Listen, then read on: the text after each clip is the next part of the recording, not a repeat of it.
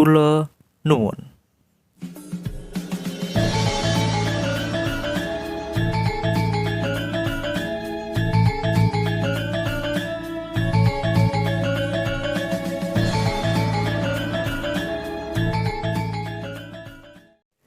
Film yang bertempat di Danau Toba diawali scene Bapak Tomo yang sedang nongkrong di warung bersama teman-temannya. Di saat mereka menonton TV, mereka melihat anak ketiga Bapak Tomo yang bernama Gabi sedang melawak di Jakarta. Tapi Bapak Tomo tidak menyukainya karena ingin anaknya menjadi pengacara. Gabi tidak mau menuruti kemauan bapaknya ketika dibujuk Mamak Domu dalam telepon. Itu pasti turun dari bapak. Ya kan? Kemudian teman-teman Bapak Domu menanyakan soal anaknya yang bernama Domu. Si anak pertama yang mau menikah dengan orang Sunda, bukan orang Batak. Dan ketika ditelepon bapak ibunya untuk menikahi orang Batak saja, si Domu tetap ingin menikahi wanita Sunda tersebut walaupun sudah diancam tidak boleh menemui orang tuanya. Jangankan kenalan, jumpa kau pun dia nggak mau. Pembahasan mereka menuju ke Sahat, anak keempat Bapak Tomo yang merantau ke Jogja, tapi tidak pulang-pulang. Padahal di Batak kalau anak terakhir harus mengurus orang tuanya di kampung halaman. Kau pulang secepatnya. Dan cuma anak kedua saja yang bernama Sarma yang tidak merantau karena bekerja menjadi PNS di kecamatan yang merawat bapak dan mamak Domu di rumah. Setelah pembicaraan di warung itu, Bapak Domu dijemput Mamak Domu untuk diajak ke rumah Inang. Di jalan, mereka membicarakan anak-anak mereka yang tidak mau pulang padahal mau ada acara opungnya di kampung. Selesai rapat persiapan acara di rumah opung, si opung menanyakan kepulangan anak-anak yang belum pasti ke Bapak Domu. Kayak mana pahopu-pahopuku itu? Di rumah, mereka membahas lagi cara membuat anak-anak mau pulang. Dan Bapak Domu punya ide untuk pura-pura berantem sampai bercerai biar mereka mau pulang. Awalnya Mamak Domu tidak mau, tapi karena dibujuk sama Bapak Domu, akhirnya dia mau menuruti idenya. Tapi kalau ketahuan, kau yang tanggung jawab. Paginya, waktu sarapan, mereka memulai aksi pura-pura berantem di depan Sarma dengan saling bertengkar. Tapi aksi itu belum berhasil. Gila kau. Kau yang gila. Mak. Malam harinya, Bapak Domu sengaja pulang tengah malam biar Mamak Domu marah beneran dan biar terjadi keributan yang hebat sampai-sampai Mamak Domu meminta untuk berpisah.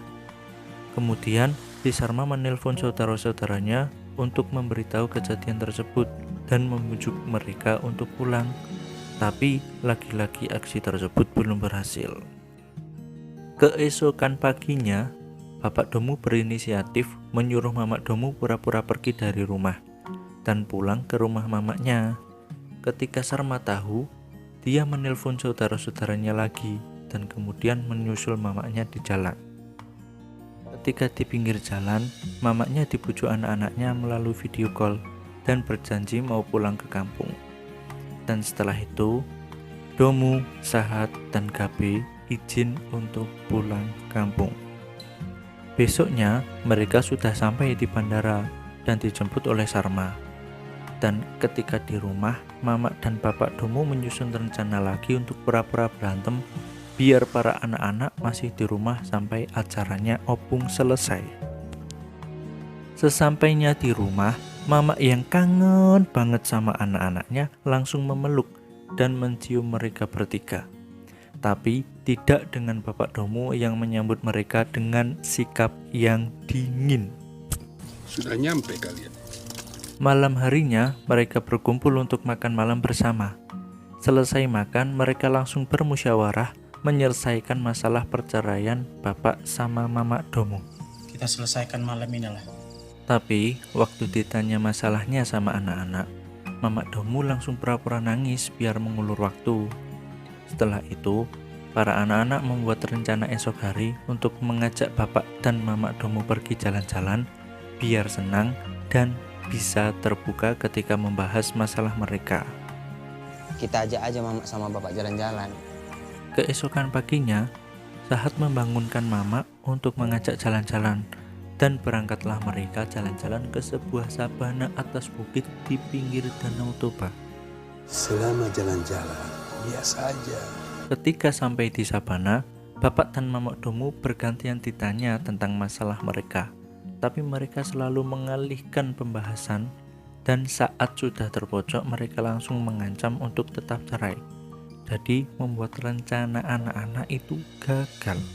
Ya udah, mama kalian mau cerai kan? Saat pulang jalan-jalan, ternyata di rumah sudah ada Opung yang menunggunya di sana. Dan kemudian Opung memberi nasihat kepada cucu-cucunya tentang sifat bapaknya yang bekerja keras membesarkan mereka dan menjadi sukses, walaupun dia keras kepala juga dan menyuruh meniru mamanya yang selalu nurut kepada bapaknya. Malam harinya, anak-anak berdiskusi lagi dan mau meminta bantuan orang lain membantu menyelesaikan masalah orang tua mereka. Kemudian besoknya, mereka meminta bantuan pandita untuk ngomong ke bapak sama mama agar berdiskusi empat mata di kamar. Diskusi di kamar aja. Justru di kamar mereka berpura-pura ribut kembali biar didengar oleh anak-anak dan pandita. Setelah itu, mereka keluar dan bilang tidak akan bertengkar sampai pesta opungnya selesai. Sampai pesta opung mereka selesai. Setelah itu, Mama, Sahat, Domu sama Gabi pergi ke pasar untuk belanja keperluan berangkat ke pesta opung. Keesokan paginya, mereka berangkat ke pesta opung dan mengikuti seluruh rangkaian acara pesta. Setelah pesta selesai, Bapak Domu sekeluarga pamit pulang dan Opung berpesan sebelum cucu-cucunya kembali ke perantauan agar pamit ke opungnya dahulu. Malamnya, Mamak Domu begadang semalaman, sehingga saat Sahat membangunkan pada paginya, badan Mamak demam dan membuat diskusi mereka ditunda lagi. Mama cuma perlu istirahat sebentar. Tapi di luar, Bapak Domu memanggil Gabi, Domu dan Sahat untuk diskusi masalah pribadi anaknya masing-masing. Melarang Domu menikah dengan orang Sunda, menyuruh Gabi menjadi jaksa atau hakim, dan menyuruh Sahat tinggal di rumah untuk mengurus orang tuanya karena dia adalah anak laki-laki terakhir. Tapi semua itu ditolak oleh ketiga anaknya. Ya nggak usah dapat warisan. Pada waktu malam hari, Mamak Domu menyusul bapak yang berada di warung dan membicarakan cara anak-anak biar tidak cepat balik. Tapi mereka berantem beneran di jalan. Sekali ini aja dengarkan aku. Hari esoknya, mereka berkumpul lagi untuk diskusi dan menyelesaikannya waktu itu juga. Dan mereka memutuskan untuk tetap cerai. Kemudian para anak-anak pamit untuk pulang ke perantauan. Kami juga mau pamit pulang ya, Mak. Setelah itu, bapaknya marah-marah karena omongan bapak tidak mereka pedulikan. Tapi anak-anak menentang perintah bapaknya yang keras kepala. Dan disitulah mamaknya ikut membela anak-anak, menentang Bapak Domu, sampai bilang menuruti untuk membohongi anak-anak. Kau suruh aku berbohong ke anak-anakku. Dan saat itulah Mamak mengatakan hal yang sebenarnya tentang pura-pura mau cerai. Ternyata Sarma sudah tahu dari awal kalau mereka hanya pura-pura. Karena itulah Domu, Gabi, dan Sahat kecewa dengan Sarma karena ikut membohongi mereka. Namun, sambil menangis, Sarma juga membuka pengorbanannya selalu menuruti kata-kata bapaknya, walaupun sampai kehilangan pacar dan mengubur cita-citanya. Aku nggak ngelawan bapak. Kemudian Bapak Domu pergi ke warung lagi, tapi ketika pulang di rumah sudah tidak ada lagi Mamak dan anak-anak. Paginya, Sahat balik ke rumah lagi dan ngobrol ke ayahnya menceritakan soal Pak Pomo, orang yang membuat Sahat banyak belajar tentang kehidupan, terutama belajar mendengar yang seharusnya mendapatkan itu dari bapaknya, bukan dari orang lain. Dan kemudian Sahat pamit balik ke Jogja. Aku pulang ya, Pak.